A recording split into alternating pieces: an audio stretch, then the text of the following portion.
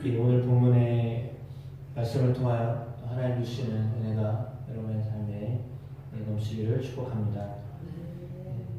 오늘 본문에는 여러 가지 이야기들이 섞여 있는 것으로 볼 수 있습니다. 그러나 이것을 크게 두 가지로 생각해 보면 하지 말아야 할 것과 해야 할 것으로 이렇게 구분할 수 있겠습니다.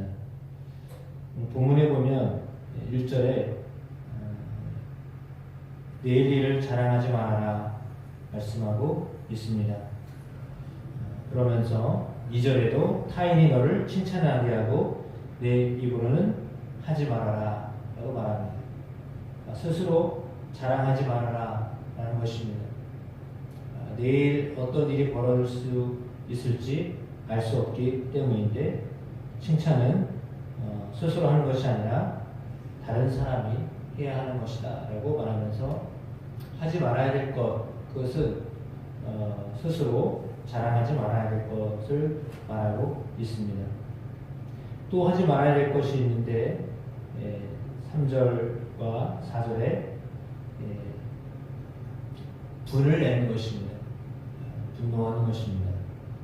분은 잔인하고 노는 창수 같거니와 투기 앞에야 누가 서리요 라고 했습니다. 투기하는 마음이 있는데 그것은 하지 말아야 될 것이다 라고 우리에게 가르쳐주고 있습니다. 분을 내는 일들은 참아야 하는 것임을 다시 한번 우리에게 말씀해주고 있습니다. 분을 내는 일들은 마치 오늘 본문에 나와 있는 것처럼 잔인한 일이요 또한 창수와 같은 것이다라고 말씀하면서 미련한 자가 분노한다라는 말을 하는데 이것은 돌과 모래보다도 더 무거운 것이다라는 말씀으로 우리에게 분노하지 말 것을 말씀하고 있습니다. 그리고 또 나아가서 우리에게 말씀하고 있는 것은 10절 말씀인데요. 내 친구와 내 아베의 친구를 버리지 말아라. 내 환난 날에 형제의 집에 들어가지 말지어다. 가까운 이웃이 먼 형제보다 나으니라. 이렇게 말씀하고 있습니다.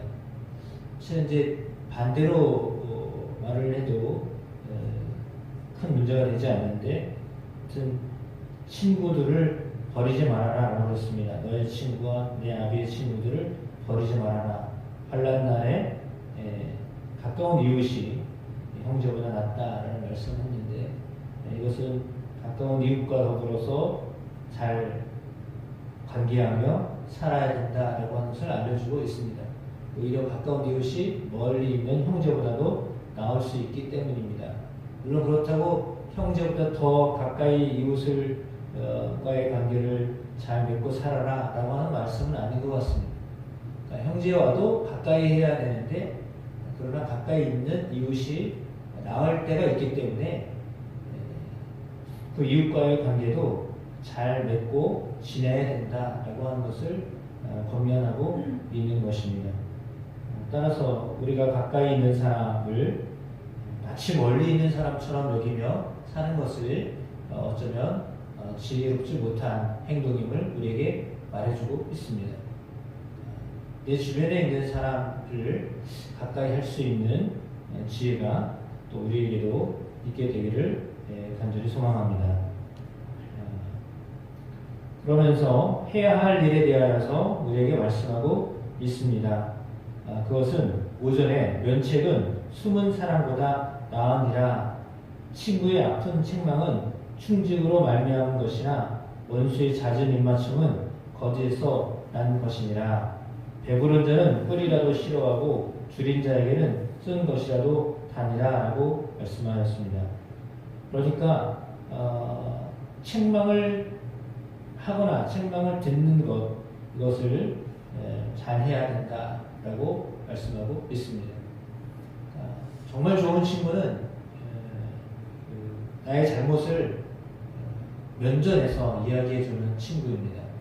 뒤에서 뒷담화하는 사람이 아니라요. 면전에 앞에서 이야기해 주는 사람입니다. 그때는 아프고 힘들겠지만 그러나 그럼에도 불구하고 나의 잘못에 대하여서 나를 생각하면서 내가 잘 되기를 원하는 그런 마음으로 내게 책망을 할 때, 아픈 책망을 할 때 이것은 어찌 보면 이 7절에 나와 있는 줄인 자에게는 쓴 것이라도 달다라고 하는 말처럼 그렇게 중요한 것이죠. 그래서 때로는 우리에게 아주 그냥 달콤한 이야기, 그래서 본문에 나와 있는 것처럼 이 원수의 잦은 입맞춤, 이것은 거짓에서 난 것이다 라고 했거든요.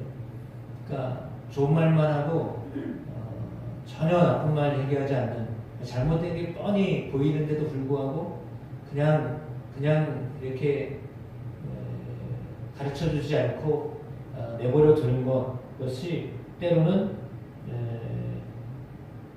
지혜롭지 않은 것이다라고 말씀하고 있습니다.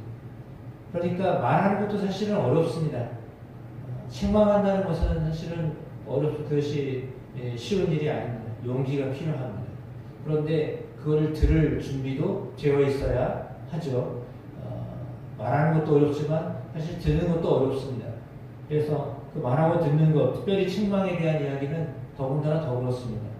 그러니까 칭찬이야, 주일날 말씀드렸던 것처럼 칭찬이야 하면 할수록 좋은 거지만 책망을 하기가 사실 부담스럽거든요. 그러나 그럼에도 불구하고 이 책망을 잘 들어야 바른 길로 가기 때문입니다.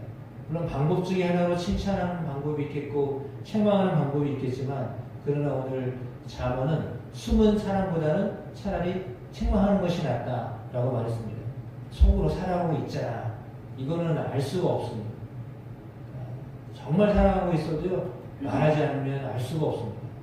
그래서 때로는 책망이 더 지혜로운 말일 수 있다라고 하는 것입니다. 따라서 책망을 해야 할 때는 책망을 해야 합니다.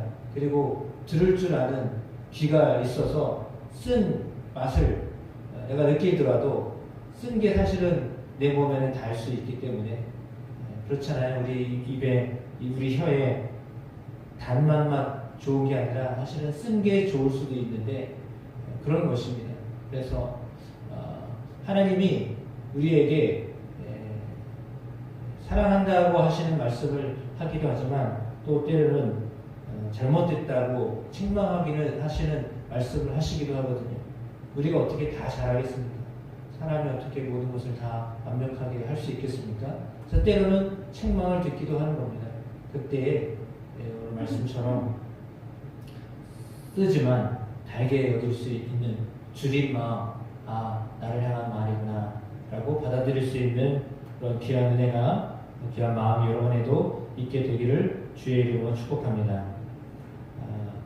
그리고 오늘 본문에 이렇게 되어 있습니다. 그래서 기름과 향이 사람의 마음을 즐겁게 하나니 친구의 충성된 권고가 이와 같이 아름답다 라고 했습니다.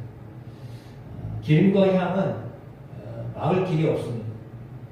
냄새가 나는데 그것을 막을 길이 없잖아요. 그거를 싫다고 할 수가 없잖아요. 냄새가 나고 있는 것에 대하여서 다 그냥 받아들여야지 되는 거지, 그거를 피하면 전혀 어떤 효과를 얻을 수 없는 것입니다. 그래서 사람의 마음을 즐겁게 하고 충성된 권고가 마치 이처럼 아름다운 것이다 라고 말씀하고 있습니다. 끝으로 오늘 본문의 말씀을 통하여 우리에게 재앙을 당하였을 때 어떻게 해야 되는가 말씀하고 있습니다. 슬기로운 사람은 재앙을 보면 피합니다. 그러나 어리석은 사람은 나가다가 해를 받는다, 이렇게 말씀하고 있습니다. 참으로 슬기로운 사람은 대비하는 사람이겠죠. 준비하는 사람일 것입니다. 이런 재앙이 올 때를 대비하는 사람, 그런 마음으로 사는 사람, 준비된 사람이 가장 지혜로운 사람임을 믿습니다. 오늘 본문을 통해서 하나님 우리에게 해야 할 것과 하지 말아야 할 것에 대하여 이야기하고 있습니다. 스스로 자랑하지 말아라, 내 일을 자랑하지 말아라 라고 말합니다. 분노하지 말아라 라고 말합니다. 그러나 반대로 면책을 하거나 듣거나 하였을 때 그것을 마치 기름과 향이 그 사람의 마음을 즐겁게 하는 것처럼 충성스러운 권고에 대하여서 들을 줄 아는 또 할 줄 아는 사람이 되어야 된다라고 말하고 있습니다. 뿐만 아니라 우리 친구를 버리지 말고 가까운 이웃과 좋은 관계를 맺고 살아야 한다라고 말씀하십니다. 그리고 마지막으로 재앙이 왔을 때 그 재앙에 대하여 피하거나 또한 것을 대비할 수 있는 그런 준비된 마음이 오늘 우리 가운데 있게 되기를 주님이 우리에게 요청하고 계십니다. 그런 삶으로 승리하는 삶 되기를 주의 이름으로 축원드립니다.